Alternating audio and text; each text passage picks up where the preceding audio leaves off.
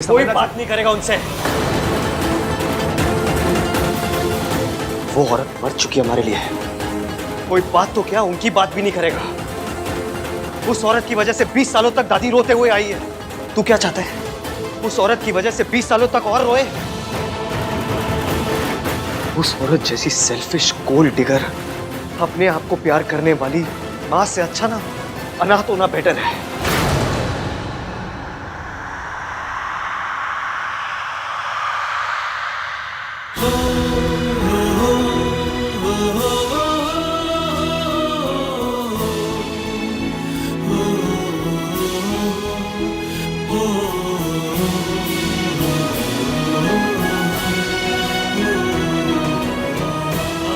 I'm sorry Sonu, मुझे पता है तेरे लिए कितना मुश्किल रहा होगा, लेकिन तुझे डरने की जरूरत नहीं है। वो औरत तेरे आसपास भी नहीं आएगी कभी। तुझे कभी उसका सामना नहीं करना पड़ेगा। जब वो हमें छोड़ के गई थी, उसकी सजा उसे आज तक नहीं मिली, लेकिन जब वो वापस आई है ना, उसकी सजा मैं दूंगा उन्हें।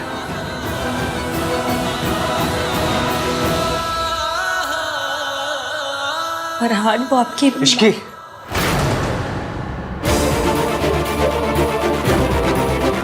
उस औरत का नाम भी नहीं लेगा कोई इस घर में।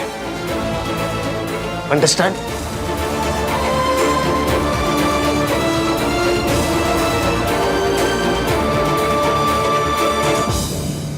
आहान कितने गुस्से में था।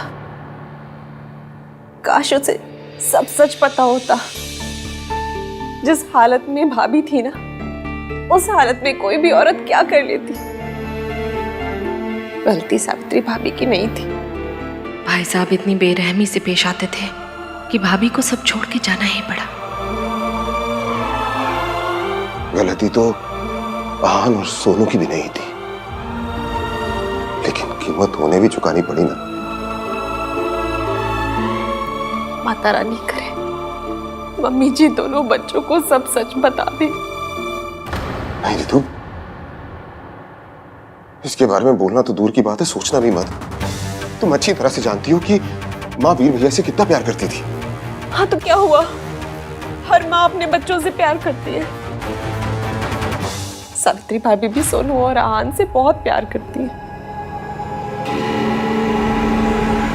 लेकिन दोनों बच्चे उनसे नफरत करते हैं। उनका नाम तक नहीं सुनना चाहते। क्या ये सही है? ये सब मुझे ठीक नहीं लगता। देखो रितु, मम्मी,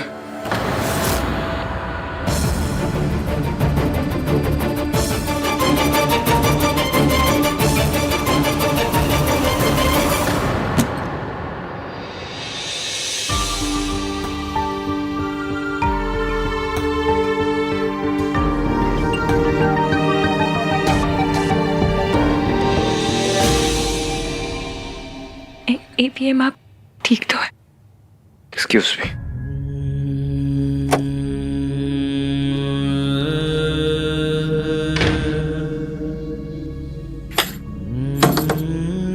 एवीएम, एवीएम मुझसे बात कीजिए, बाहर आइए।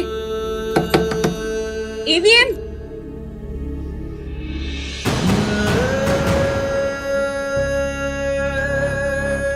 आपको दर्द देने के लिए सॉरी, पर सच और दर्द का बड़ा पुराना साथ है एवीएम। सच आता है तो दर्द भी उसकी अटैची पकड़ के साथ चला आता है। बस थोड़े दिन और, उसके बाद सिर्फ सच होगा, पर तब तक के लिए सॉरी। तेरी माँ तुझसे प्यार नहीं करती, वो सिर्फ दौलत से प्यार करती है। बेटा, तेरी माँ ने तेरे बाप की जान ली है और तुम दोनों को किसी और आदमी के लिए छोड़ दिया है।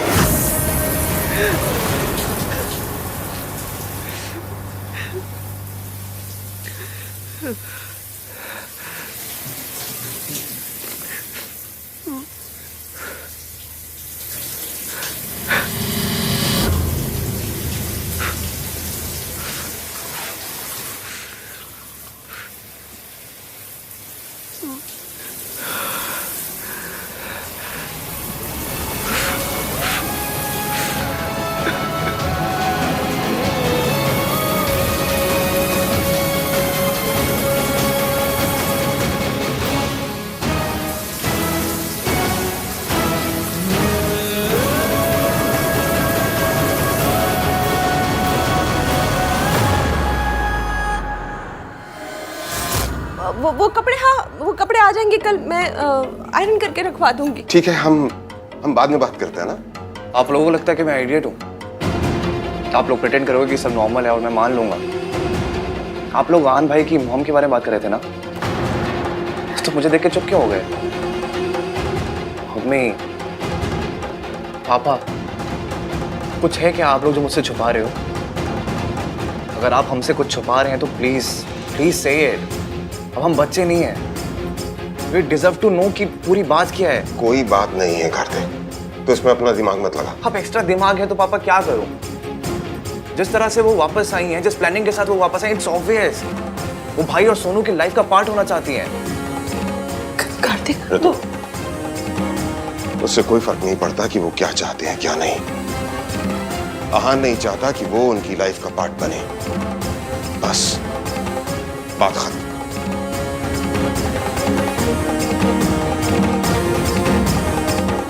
ऋतु, खाना लगा दो।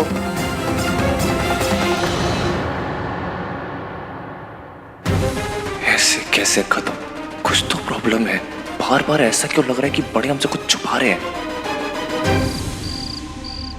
इश्की बेटा, मुझे नहीं पता कि हम जो कर रहे हैं वो सही है या गलत।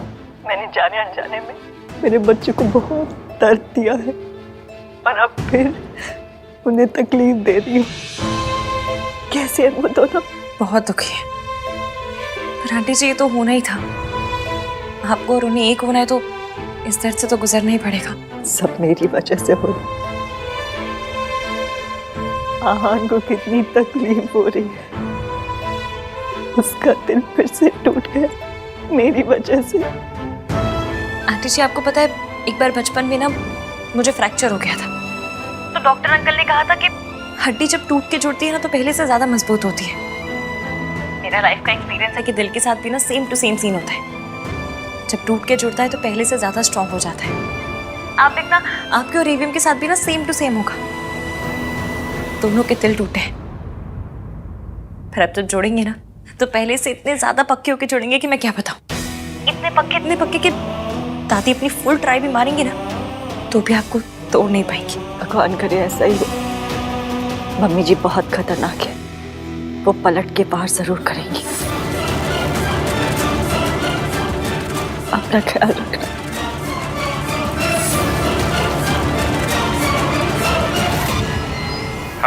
हेलो के बच्चे, तूने मुझसे झूठ कहा कि सावित्री की एक्सीडेंट में डेथ हो गई है। वो जिंदा है। ये कैसे हो सकता है माताजी? हॉस्पिटल के डॉक्टर ने उसे मरा हुआ डिक्लेयर किया था और उस डॉक्टर से मेरी बात भी हुई थी। आप मेरी बात का यकीन तो कीजिए। तो क्या मैं उसका भूत देख कर आ रही हूँ? सावित्री मेरी आवाज सुनकर कांप जाया करती थी, आज मेरे सामने बैठकर मेरी आंखों में आंखें डालकर देख रही थी। ये कैसे हो सकता है? ये नहीं हो सकता। कोई है जो उससे ये सब करवा रहा है। ये कौन हो सकता है?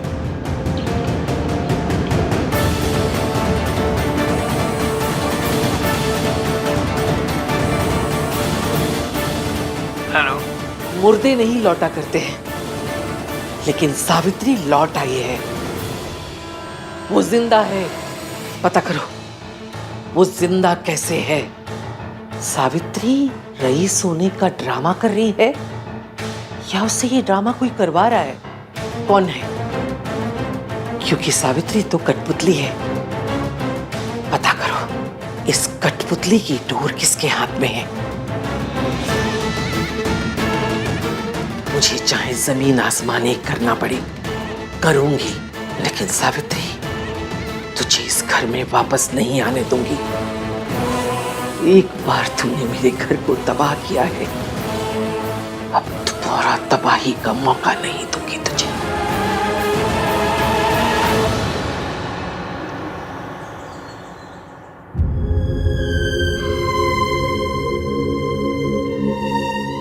सॉरी ईवीएम, आपको रुलाने के लिए, आपसे सच छुपाने के लिए, सच में वेरी सॉरी। मैं आपकी पोल इतनी जल्दी नहीं खोलूंगी, अभी तो खेल शुरू हुआ है। ये सावित्री जिंदा कैसे बच गई और उसने अपने आप ये सब कैसे कर लिया? ऊपर से उन कमबख्त मेंटल असाइलम वालों ने अभी तक कॉल भी नहीं किया।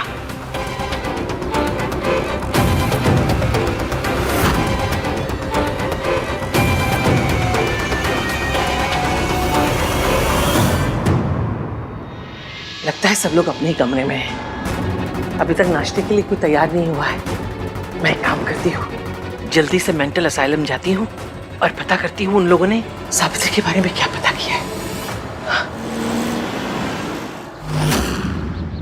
तुम सब मुस्तंडों ने सारी रात खराब कर दी, एक औरत की खबर तक नहीं ला सके। मैं पूछती हूँ सावित्री जिंदा कैसे बची? सारा प्लान मैंने बनाया था, सब कुछ समझाया था एक एक करके। तुम्हें तो उंगली पकड़ के चलना था बस। तुम कमबख्तों से वो भी नहीं हुआ। उस रात रिसोर्ट से तुमने ही किडनैप किया था ना सावित्री को? उसे बेहोश किया था, बांधा था, मारने ले जा रहे थे, फिर भी वो एक्सीडेंट में कैसे बच गई? जवाब दो।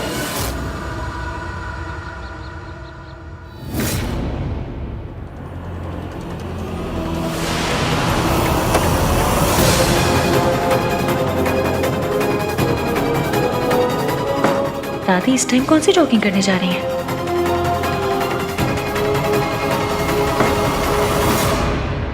आपने जो जो कहा था वही किया हमने मैडम जी। उसको मारने के लिए जा रहे थे कि एक्सीडेंट हो गया। उस एक्सीडेंट में हम भी जख्मी हो चुके थे। जब हम हॉस्पिटल पहुंचे वो डॉक्टर ने बोला वो मर गई। या तो डॉक्टर ने तुमसे झूठ बोला या तुमने मुझसे झूठ बोला, क्योंकि सावित्री मरी नहीं, वो अब तक मेरी छाती पर मुंह डालने के लिए जिंदा है। बचा लिया, पर किसने? मेरा ऐसा कौन सा नया दुश्मन पैदा हो गया? उन्होंने मेरा एक्सीडेंट करवाया था। कौन? मेरी सास। मतलब सावित्री आंटी सही कह रही थी, जिस दिन मैंने उन्हें बचाया उन्हें दादी ने किडनैप करवाया था। और अगर एक्सीडेंट नहीं होता तो दादी सावित्री आंटी का मर्डर करती थी। मैंने अच्छी दादियाँ देखी हैं, बुरी दादियाँ देखी हैं, पर ये गैंगस्टर दादी पहली बार देख रही हूँ। मतलब ये तो अलग ही लेवल की विलन है। अपनी बहू अपने पोते पोती के साथ ऐसे कौन करता है?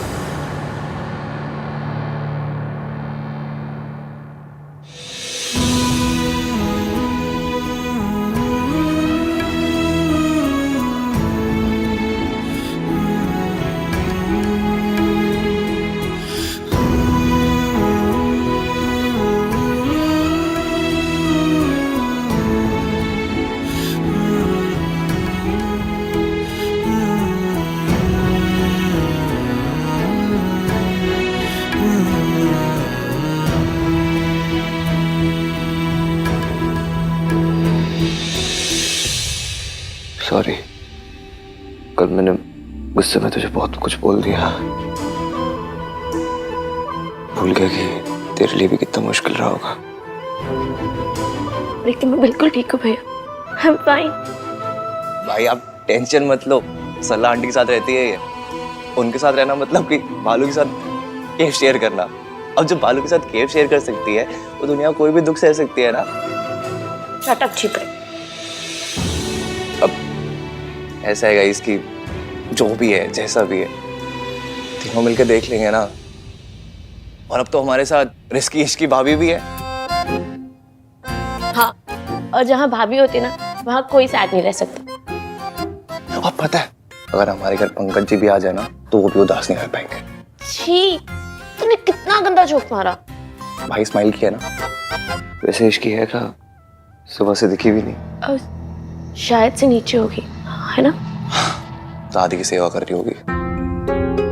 कल रात मैंने अपनी फ्रस्ट्रेशन उस पर भी निकाल दी। एक बार जाके सॉरी बोल देता हूँ। चल भाई भाभी को सॉरी बोलने वाले। अच्छा तो हम क्यों जाए? भैया सॉरी बोल रहे हैं ना। ऐसे मोमेंट्स को एम्बैरेसिंग बनाना छोटे भाई बहनों का कर्तव्य होता है। सोनू चले। नहीं नहीं बेटा, ऐसे कैसे हो सकता है? सास और बहू में झगड़े होते हैं, दुश्मनी होती है, लेकिन कोई भी सास इस तरह खून खराबे पे नहीं उतर सकती।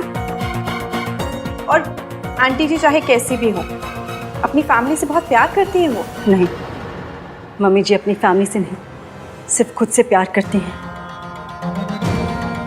अपनी झूठी शान से प्यार करती हैं। और वो उसके लिए कुछ भी कर सकती हैं। जब वो मुझे इतने सालों तक मेंटल असाइलम में रख सकती हैं तो उनके लिए मेरी जान लेना कौन सी बड़ी बात है।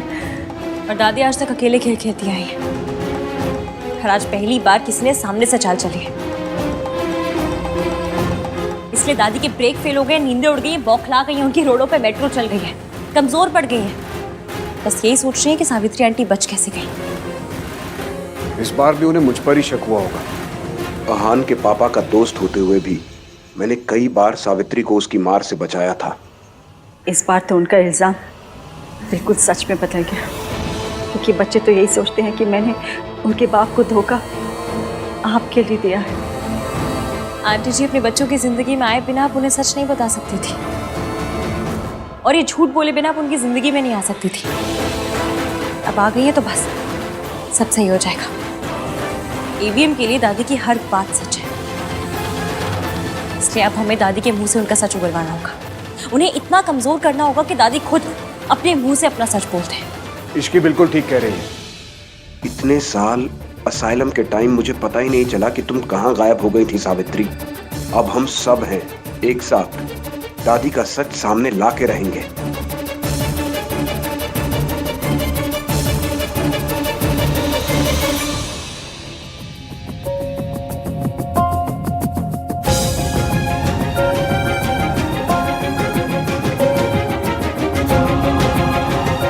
गुड मॉर्निंग दादी। जिंदे रहो। इश्की को देखा दादी? आधे घंटे से इंतजार कर रही हूँ। चाय चाहिए थी। उड़ने वाला घोड़ा मिल सकता है, काम करते समय इश्की नहीं मिल सकती। रियली दादी, उड़ने वाला घोड़ा? आपको चाय पीनी है ना, भोला से बोल दीजिए। ओए, दो बहुओं के रहते हुए मैं नौकर के हाथ की चाय पीऊंगी? बहू कहाँ है पहले वो बता। मम्मी जी, ये रही आपकी बहू और ये रही आपकी गर्मा गर्म चाय। मेरी बहू तो आ गई, तेरी बहू कहाँ है? या कहीं की कलेक्टर नहीं है वो, या काम करते समय उसके हाथ में मेहंदी लग जाती है। मम्मी जी, आप इतनी टेंशन क्यों ले रहे हो? अपने मायके गई होगी और क्या। मायके ही जाना था तो शादी क्यों की? मुझे तो लगता है मौसी का नाम लेके वो यहाँ वहां घूमती रहती है।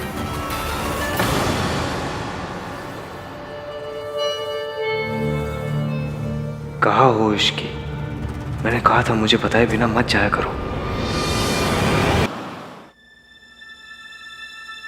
आंटी जी, घर में वापस लौटना है तो बस कुछ दिन के लिए अपने बेटे की नफरत सहन कर लीजिए। वो नफरत करता है तो प्यार कैसे करेगा? प्यार और नफरत में ना धागे बराबर फर्क होता है। इंसान उसी से इतनी नफरत करता है जिससे कभी बहुत प्यार किया हो। मतलब प्यार तो है, बस हमें उसे जगाना है, बस। एक बात बोलूं बेटा, आहान बहुत लकी है जिसे तुम मिली हो। आहान क्या, पूरा परिवार ही बहुत लकी है कि उनको इतनी प्यारी बहू मिली है। बेटा, तू जो कर रही है ना, अगर उसकी आहट में मम्मी जी ने सुन ली तो पता नहीं वो क्या कर बैठेंगी। तो बस एक वादा कर कि चाहे कुछ भी हो जाए, वो अपने और आहान के बीच में मम्मी जी को नहीं आने देगी। मैं वादा करती हूँ, दादी जी को मेरे और आहान के बीच में कभी नहीं आने दूंगी।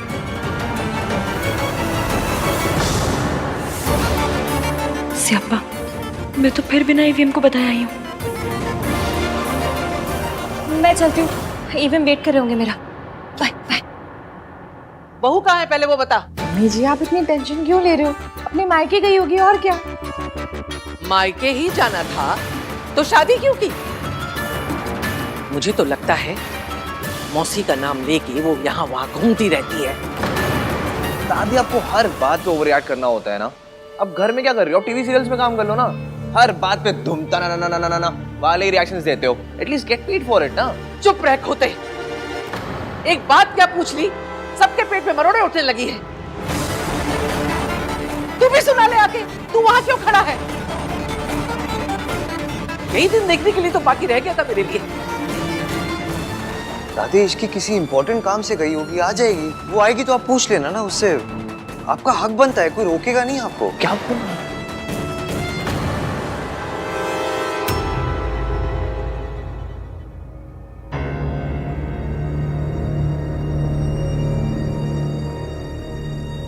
सबके फेस पे 12 बजे हुए हैं। लगता है दादी ने फिर मेरे नाम पे कोई बिल फाड़ा है।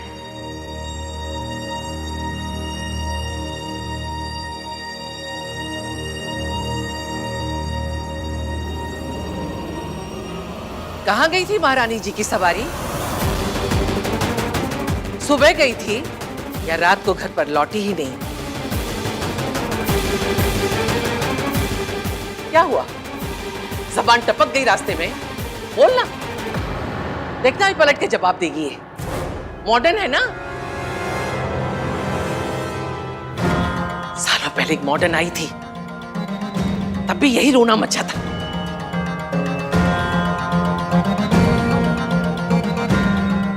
एक आई थी जो घर की इज्जत को आग लगा के चली गई, और दूसरी माचिस लेके तैयार खड़ी है। दादी क्या क्या बोले जा रहे हो आप? यू नो इश्की ऐसी नहीं है दादी। ऐसी नहीं है तो पूछो इससे कहाँ गई थी बिना बताए। अरे मुझे नहीं बताया, कोई बात नहीं। बड़ों की इज्जत नहीं करती है, जानती हूं मैं। अरे कम से कम अपने पति को तो बता के जाती।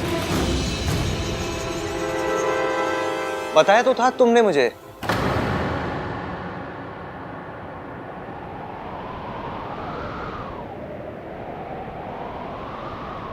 कल बता के ही गई थी। मैं आपको बताना भूल गया दादी, इसने मुझे बताया था, भूल ही गया मैं। झूठ, इसके लिए तो झूठ भी बोलने लगा। सालों पहले तेरा बाप भी इसी रास्ते से गया था, और हम सब जानते हैं ये रास्ता हमारे खानदान के ऊपर जाके खत्म हुआ था। बीवी है तेरी, काबू में रख। कभी नहीं भूल सकती तेरी माँ हम सबको छोड़ के, मेरे बेटे को खा के, सब बर्बाद करके खुद ऐश कर रही है। जो मेरे बेटे के साथ हुआ ना, मैं अपने पोते के साथ नहीं होने दूंगी। पता नहीं कहां कहां गुल खिलाकर आई है। गुल खिलाकर नहीं आई हूँ, आपके पीछे गई थी।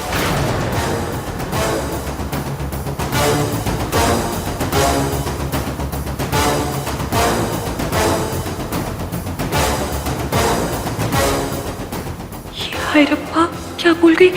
अब क्या कहूँ?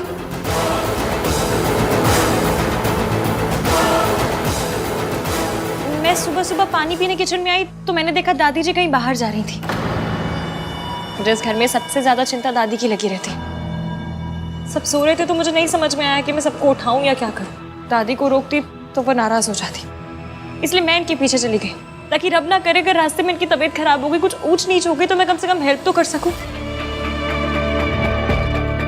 हे भगवान, ये मेरा पीछा कर रही थी, कहीं इसने मुझे आश्रम जाते तो नहीं देख लिया। मैं तो बस मैं बहुत डर गई थी।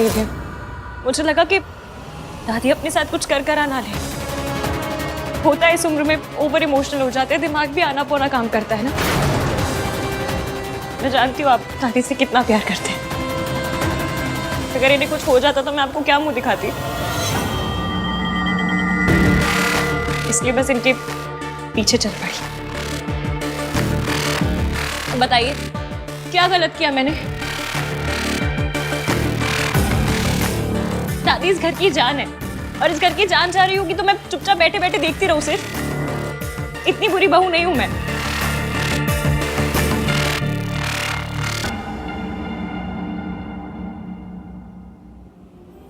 पर मेरी किस्मत इतनी थर्ड क्लास है कि मैं यहाँ से निकली तो मुझे दादी मिली ही नहीं। यहाँ वहाँ हर जगह ढूंढती रही मैंने, फिर सोचा आपको कॉल करूं। और आप भी यही कहते ना कि इश्की तो मेरी दादी का ख्याल भी नहीं रख पाई। घर पे सब ऑलरेडी इतने परेशान हैं और परेशान नहीं करना चाहती थी, इसलिए खुद इन्हें ढूंढती रही। रब का शुक्र है कि दादी एकदम ठीक ठाक है। तूने बिल्कुल ठीक किया इश्की। देखा मम्मी जी, इश्की आपका कितना ख्याल रखती है।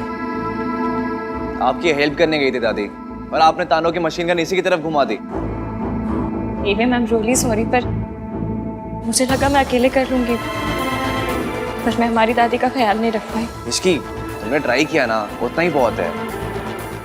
हाँ, thanks Ishki. Thank you Ishki. माँ, आपसे मना किया है ना, अकेले घर से बाहर मत जाया कीजिए। क्यों गई थी बाहर? कुछ हो जाता तो? चाचू प्लीज आप नाराज मत होइए, होता है इस उम्र में सारी चीजें समझने में मुश्किल हो जाती है। आई एम श्योर दादी खुद इतनी परेशान होंगी कि इन्हें समझ में नहीं आया कि ये क्या कर रही हैं, कहाँ जा रही हैं। नहीं दादी, इस एज में हो जाते हैं ना बच्चों जैसे, वैसा ही बिहेव करते हैं। शुक्र है कि इस लड़की ने सब कुछ बर्बाद नहीं किया। बेहतर होगा इस टॉपिक को यहीं खत्म कर दूं। मेरा तुझ पे इल्जाम लगाने का कोई इरादा नहीं था। सॉरी। दादी प्लीज माफी मांग के मुझ पे पाप मत चढ़ाइए। आप तो बड़ी हैं, आपका पूरा हक बनता है कुछ भी पूछने का, कुछ भी कहने का। बड़ों की बातों का बुरा नहीं मानते, है ना? रितु बेटा, मेरी तबीयत थोड़ी ठीक नहीं लग रही है, कमरे तक लेके चल जरा।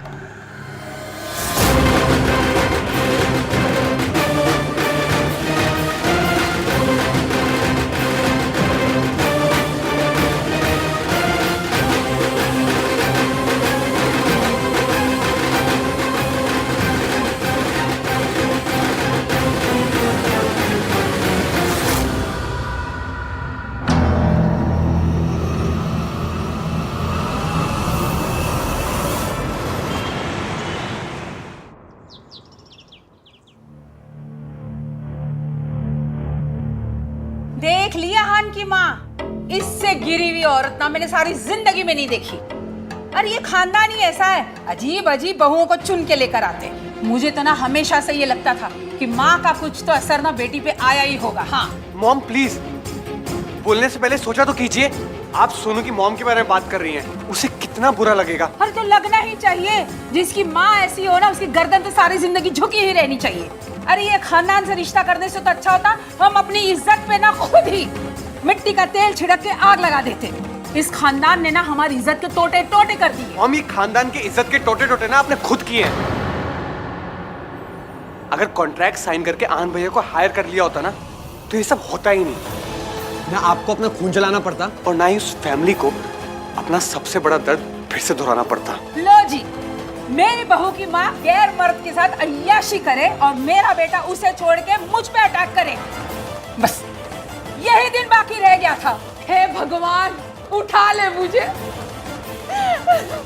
मेरा बेटा मेरे खिलाफ हो गया है। मॉम प्लीज स्टॉप, ये सब क्या ड्रामा है यार। देखिए मॉम, ये अपने ओवर द टॉप रिएक्शंस और उस फैमिली के मैटर्स के बीच में बोलना दोनों के दोनों बंद कीजिए। जो कुछ भी हुआ वो उस फैमिली का पर्सनल मैटर है। अगर आप फिर भी बीच में बोलेंगी तो तू क्या कर लेगा? तो मैं सोनू को लेकर ये घर छोड़कर चला जाऊंगा। लो जी, बच्चल नहीं करे सोनू की माँ, घर छोड़े मेरा बेटा। वाह, मैं कुछ बोलूंगी नहीं देता, घर छोड़ के जाऊंगा, घर छोड़ के जाऊंगा।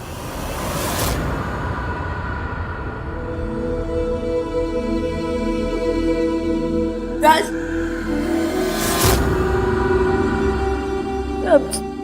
I'm sorry Raj, I'm really sorry। मुझे नहीं पता था कि तुम मेरे लिए अपनी मॉम से इतनी लड़ाई करते हो। मैं जानती हूँ कि तुम एक बहुत अच्छे हस्बैंड हो, लेकिन फिर भी मैंने तुमसे लड़ाई की। तुम्हारे मॉम को पता नहीं क्या क्या कह दिया मैंने। I'm really sorry। मुझे आज पता चला कि कोई माँ को कुछ कहते तो कैसा लगता है। तुम्हारी मॉम तो बस ओवर ड्रामेटिक है। मेरी माँ, उनके बारे में तो जितना लोगों ने कहा वो सब सच निकला, लेकिन पता नहीं फिर भी राजू मैं उनको नफरत नहीं कर पाती। आन भैया कर लेते हो, वो उनका नाम तक नहीं लेते। नहीं कर पाती। मैं अभी भी उनसे बहुत प्यार करती हूँ। मुझे लगता है कि ठीक है, जैसे भी है bye. I'm sorry Sonu. I wish तुम्हारी मॉम जैसी वैसे नहीं होती।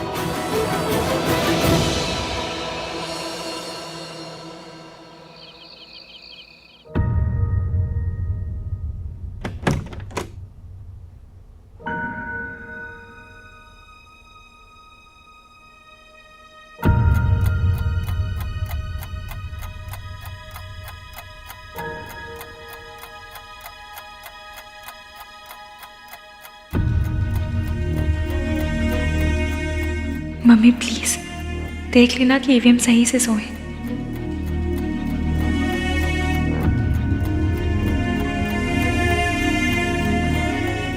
ईवीएम आप नहीं चाहते कि मैं आपको उस पल में देखूं जिस पल में आप कमजोर पड़ रहे हो। आप रोते भी हैं तो छुप के। आपके आंसू को मेरे साथ आइस पाइस खेलनी है तो खेल लीजिए, मैं भी धप्पा नहीं करूंगी।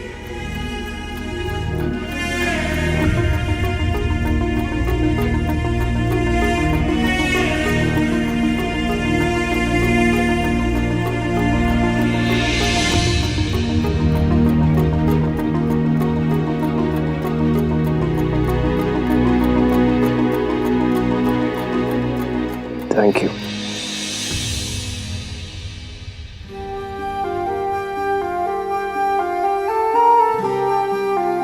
मुझे ना थैंक यू और सॉरी की कंप्लेन आई थी। कह रहे थे कि एवीएम से कहो हमें इतना ना बोला करे, हम थक जाते।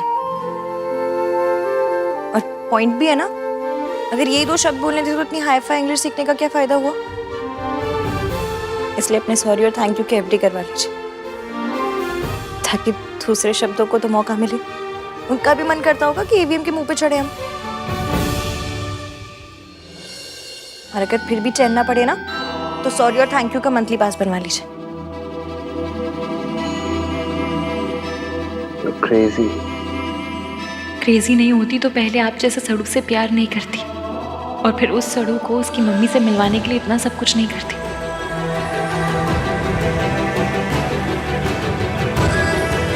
क्या सोच रही हो?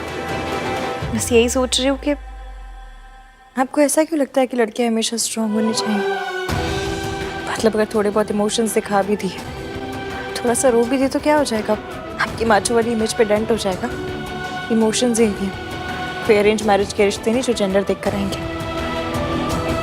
तो अगर थोड़ा रोना आए भी तो रो लीजिए, तब भी इतने माचो रहेंगे।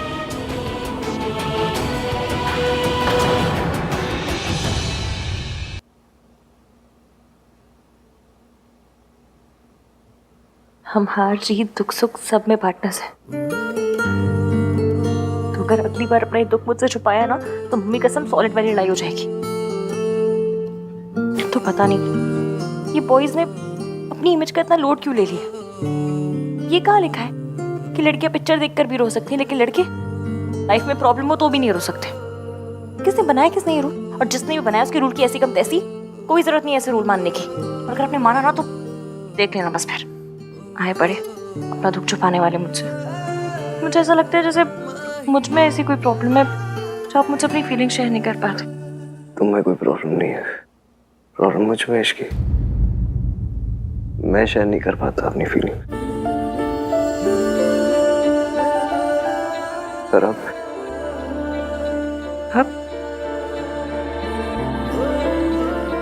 ट्राई मारूंगा। ट्राई मारूंगा? मेरी लैंग्वेज? हाय क्यूटू, मेरा क्यूटू, कितना क्यूट है ना।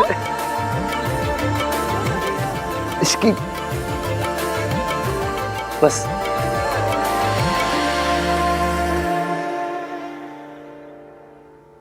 Thank you.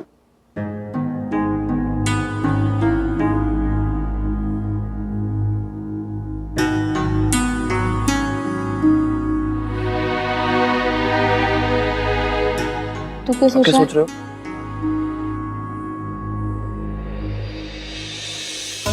मुझे पता है तू भी यही सोच रहा है। रब जाने हम ये सिचुएशन कैसे हैंडल करेंगे। भाभी, भाई का है? आ रहे। मैं देखती हूँ।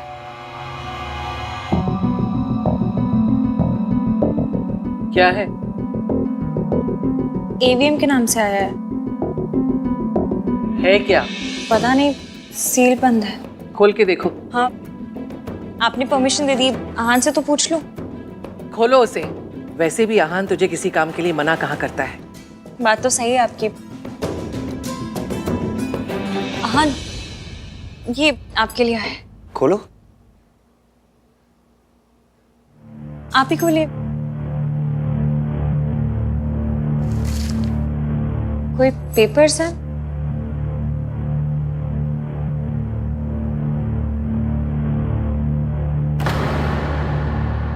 क्या हुआ? क्या लिखा है इनमें? कुछ नहीं, इसमें लिखा है कि मैं 6 महीने के लिए सावित्री देवी की कंपनी के लॉक इन पीरियड में हूँ।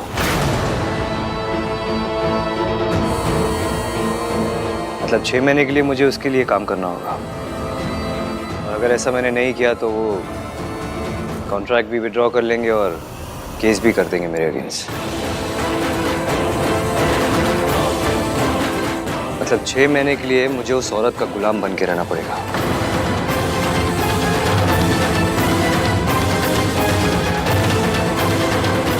सावित्री करना क्या चाह रही है?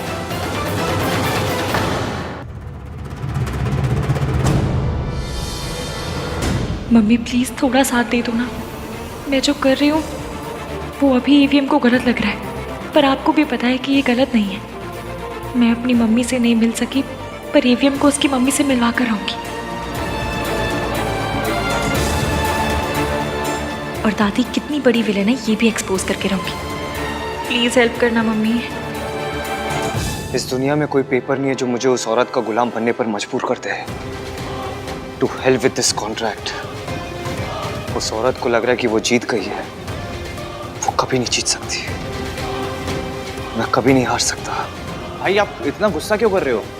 अगर उन्होंने लेटर भेजा है कि आपको करना होगा, आप लेटर भेज दो कि नहीं करूंगा। कार्तिक, इतना आसान नहीं होता ना।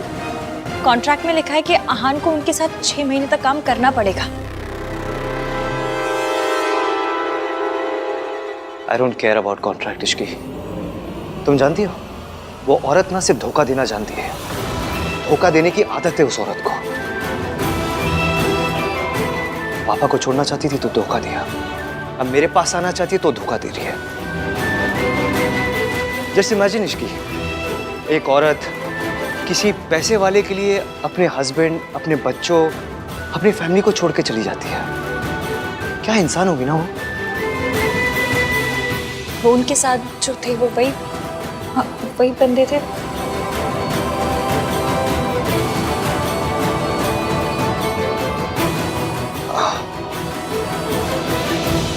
पर एक बात बताइए, अगर वो पैसों के लिए आप सबको छोड़कर गई थी तो फिर अब वापस क्यों आना चाहती हैं?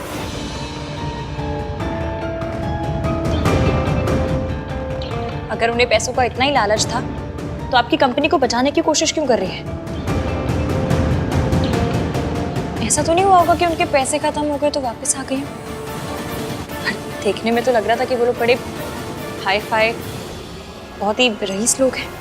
यही बात तो समझ नहीं आ रही कि सावित्री ने ये चाल कैसे खेली। वो सावित्री जो मुझे देखते ही कांपने लगती थी, जिसकी जिंदगी मैंने मेंटल